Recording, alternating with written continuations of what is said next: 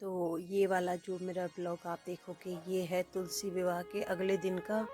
तो उस दिन तो मैं थी नहीं, तो उस दिन दीदी के यहाँ थे गृह प्रवेश में, तो लेट हो गया था। तो उस दिन तो इन्होंने पूजा वगैरह कर ली थी और मैंने सुबह जाने से पहले तुलसी मैया को नहला धुला दिया था अच्छे से।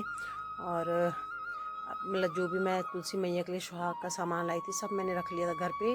तो शाम को आके इन्होंने पूजा कर ली थी क्योंकि लेट हो गया था उस दिन रात को आते हुए।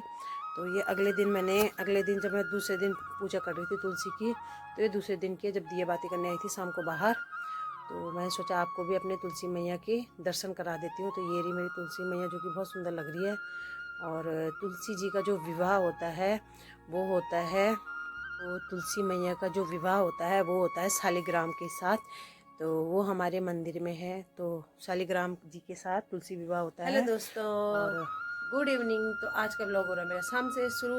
तो कैसे हैं आप सब? आई होप आप लोग सब स्वस्थ होंगे, मस्त होंगे, राजी खुश होंगे। तो जितने मेरे बड़े हैं सबको मेरा प्रणाम है, छोटों को ढेर सारा प्यार और ढेर सारा आशीर्वाद। तो आज जैसे कि मैंने बताया था, इससे पहले वाला आपने ब्लॉग देखा होगा, वो था कीर्तन का, दीदी के गृह प्रवेश का। और आज का जो ब्लॉग है वो है इगास का। तो मतलब उसी दिन का है, तो उस आज इगास भी थी। तो एकादशी जिसे बोलते हैं, तो गढ़वाली में बोलते हैं इगास, एकादशी। तो जैसे कि मैंने बताया था कि मैं बताऊंगी अगले अगले वाले ब्लॉग में कि इगास क्यों मनाया जाता है, और उत्तराखंड में हम लोग इगास बग्वाल क्यों बोलते हैं और किस दिन मनाया जाता है, उसके बारे में बताऊंगी आपको। तो बहुत शुभ दिन होता है, बहुत ही मतलब हमारे जैसे अपना अपना कल्चर होता है, हर कोई अपने तरीके से मनाता है, अपने अपने तरीके से अपने कल्चर को मनाते हैं। तो हमारा कल्चर क्या है, हम हैं उत्तराखंड के, तो हमारा कल्चर अलग है। सबका अपना अपना होता है, अपने अपने मान्यता होती है, अपने अपने त्यौहार होते हैं, अपने अपने तरीका मनाने का होता है ना। तो हमारे यहाँ जो इगास होता है वो आते हैं दिवाली के ठीक 11 दिन बाद, जिसे एकादशी बोलते हैं। तो इगास पर्व को हमारे उत्तराखंड में दीपावली के ठीक 11 दिन बाद मनाया जाता है, जिसे इगास बोलते हैं। और मान्यता ये है कि जब राम जी वनवास काट के आए थे, तो जैसे कि उत्तराखंड में मतलब हमारे जो हमारा मतलब उत्तराखंड है वहाँ पे 11 दिन बाद पता लगा था कि राम जी वनवास काट के आए हैं। तो इसलिए वहाँ के लोगों ने 11 दिन बाद दिवाली मनाई थी, मतलब वही दीपदान जो भी होता है दिवाली करी थी, पर्व मनाया था। तो उसी दिन तब उस खुशी में सबने जो हमारे उत्तराखंड का मतलब पर्व है, तो उसमें मनाए थे स्वाले पकोड़े। तो स्वाले भूड़े वगैरह पकोड़े वगैरह, तो स्वाले बनते हैं मीठे आटे की पूड़ी पूड़ी टाइप की होती है, पर वो मोटी मोटी होती हैं और उसको बनाने का तरीका अलग होता है। उसे गुड़ के आटे में गूंदा जाता है और थोड़ी सी सॉफ्ट सॉफ्ट और मोटी मोटी बनाई जाती है।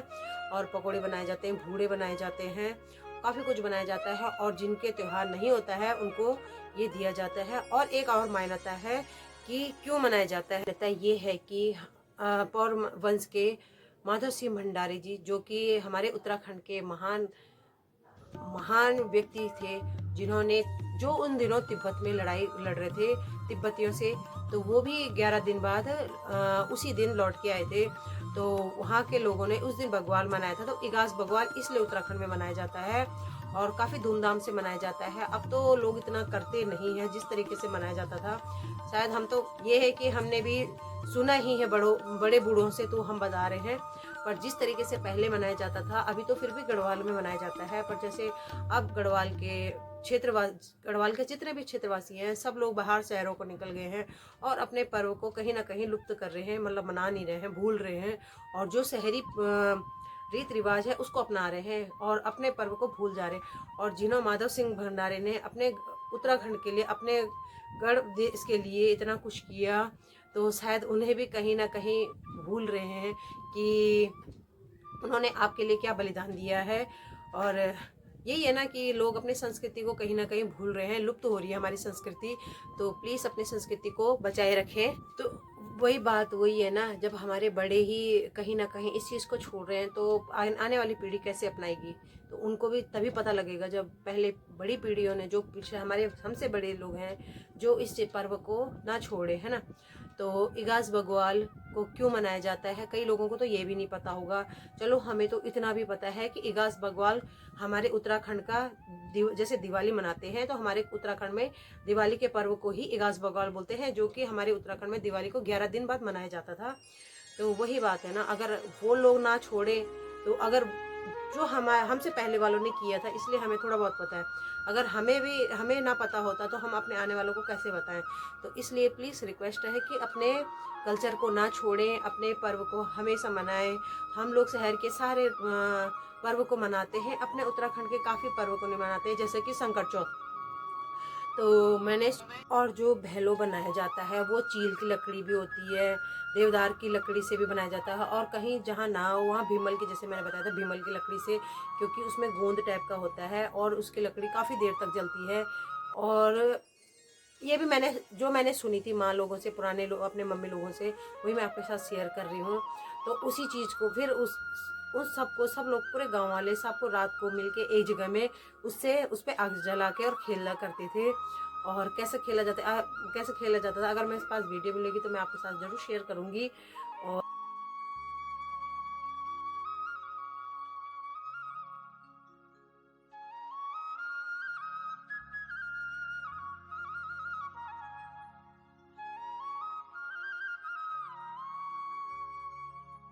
सिर्फ उत्तराखंड में ही हो सकता है। कोई चीज़ जानकारी थी थोड़ी बहुत, मैंने वो आपके साथ शेयर कर दी है। और मुझे एक चीज़ और कहना है, तो ये आपको साइड में कमेंट्स दिख रहे होंगे जो, तो उन्होंने मुझसे कुछ कमेंट्स किए थे, मुझे बहुत अच्छा लगा कि उन्होंने ऐसे कमेंट्स किए।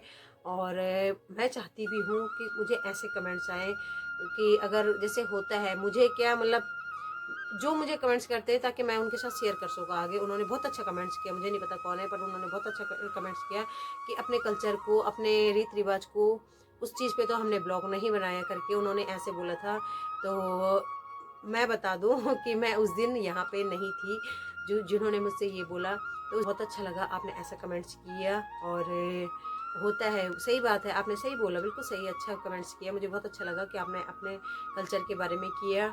और सही बात है, मैं खुद से चाहती हूँ कि हम अपने कल्चर को कहीं ना कहीं आगे बढ़ाएं।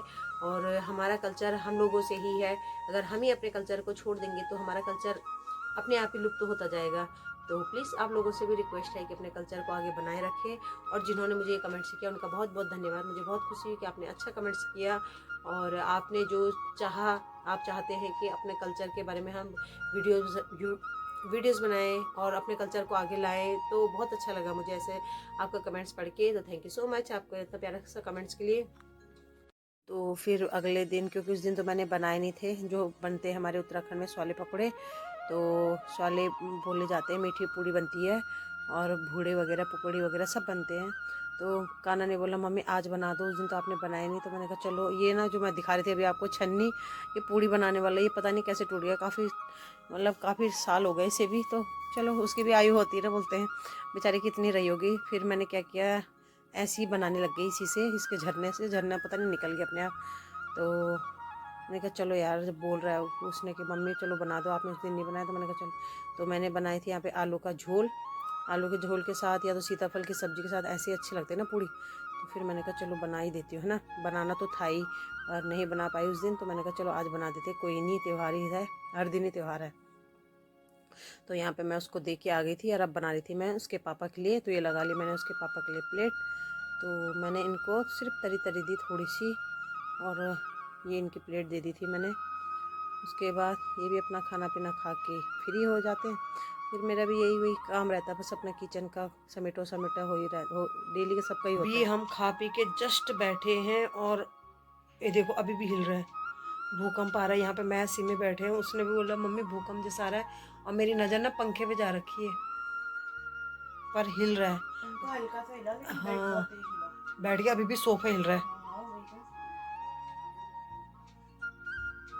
आप यकीन नहीं करोगे, सच में जहाँ पे मैं बैठी हूँ ना, वो सोफा ऐसा लग रहा है जैसे कोई धक्का दे रहा होगा, अभी तक हिल रहा है।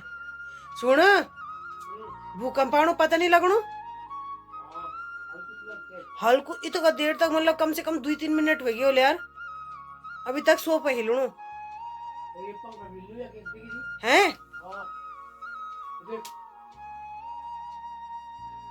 अभी देख पंखा भरती हूँ पता सच में ही। और आजकल पता नहीं इस महीने बहुत बार भूकंप आ गया।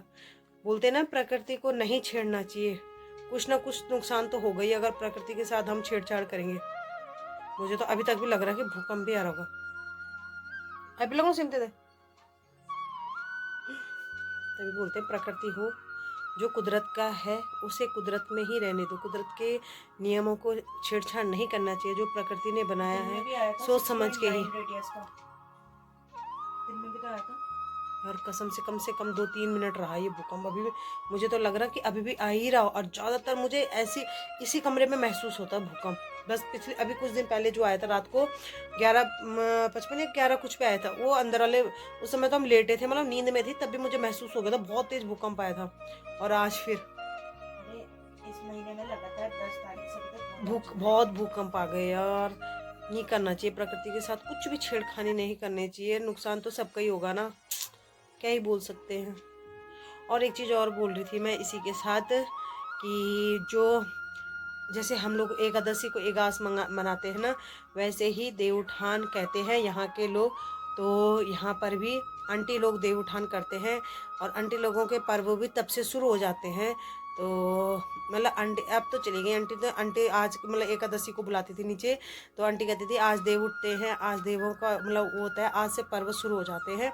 तो जैसे हम एकादशी वही है ना, सबका अपना बोलने का अलग अलग तरीका होता है और होते सब एक जैसे ही हैं पर्व, पर ये बोलने का सिर्फ अपना अपना रीति रिवाज अलग मान्यता अलग अलग होती है, कोई कैसे मनाता है ना। तो यहाँ पे कहते हैं देवउठान, हम लोग कहते हैं एकादशी, सेम ही है।